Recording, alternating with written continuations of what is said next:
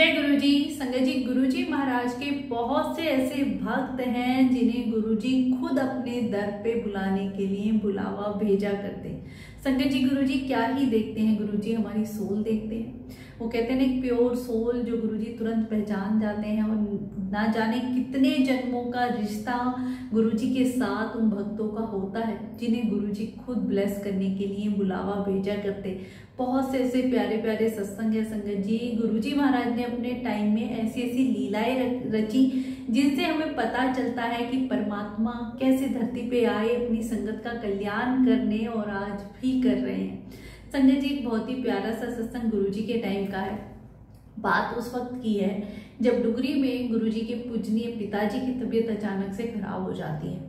तो गुरुजी पुरानी संगत नरेंद्र दान अंकल को कहते हैं कि आप डुगरी जाइए और पिताजी की चेकअप कराइए। तो वो कहते हैं ऐसा करते हैं गुरुजी, पिताजी को हम यहीं मैं अपने पास लुधियाना ले आता हूँ और यहीं पे अच्छे से देख रेख कर देंगे। तो गुरुजी बोले नहीं, मलेरकोटला में एक डॉक्टर है। गुरुजी डॉक्टर का नाम बताते हैं, उस डॉक्टर के पास ही जाके उनका इलाज करवाना है। अब नरेंद्र दान अंकल लुधियाना से डुगरी जाते हैं और पूजनीय पिताजी के सारे चेकअप वगैरह कराते हैं, सारी देख रेख में उनकी देखभाल करते हैं। संगत जी, फिर गुरुजी का फोन आता है कि डॉक्टर ने क्या कहा। तो अंकल बताते हैं कि सारे चेकअप चल रहे हैं। तो गुरुजी बोले ठीक, सारे चेकअप उनके करा दीजिए।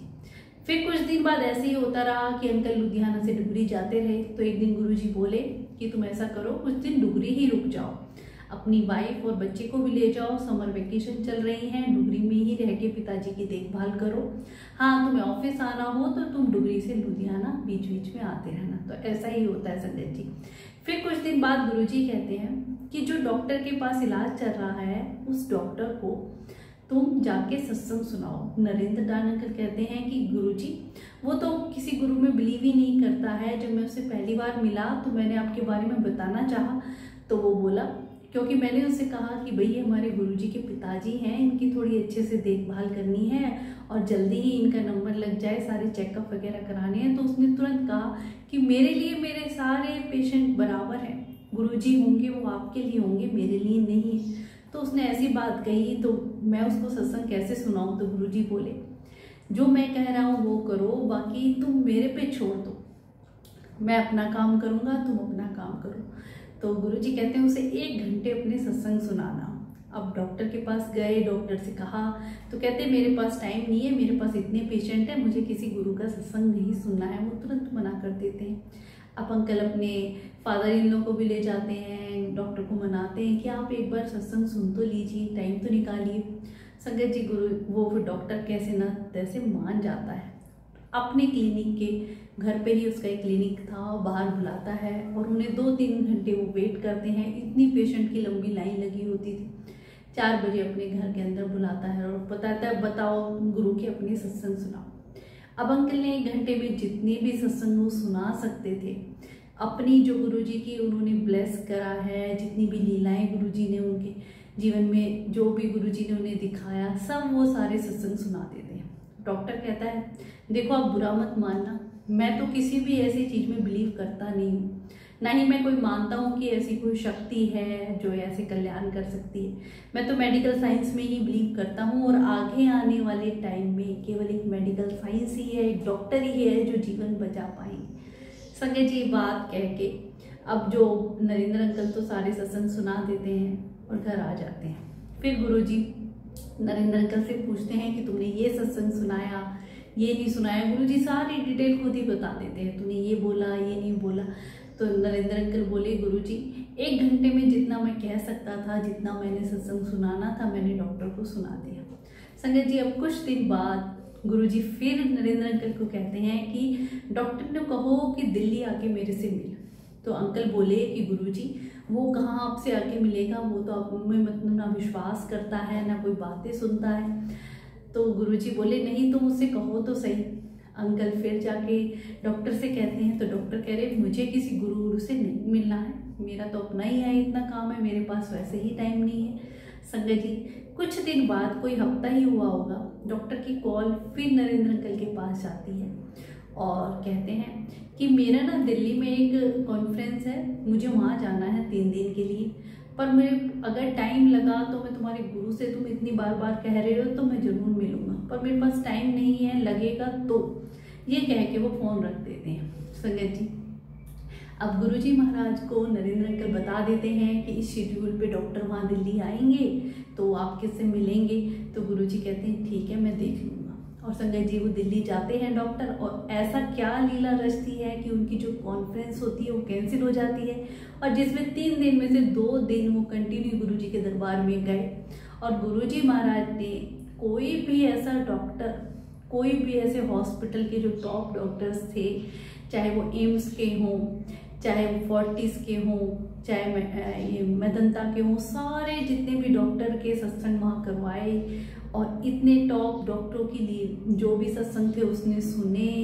ऐसी ऐसी सत्संग गुरुजी ने उस दिन उनको सुनवाए। संगत जी, फिर अंकल ने पूछा कि गुरुजी क्या हुआ, डॉक्टर आया था? डॉक्टर आया था और अच्छे से सत्संग भी सुन के गया।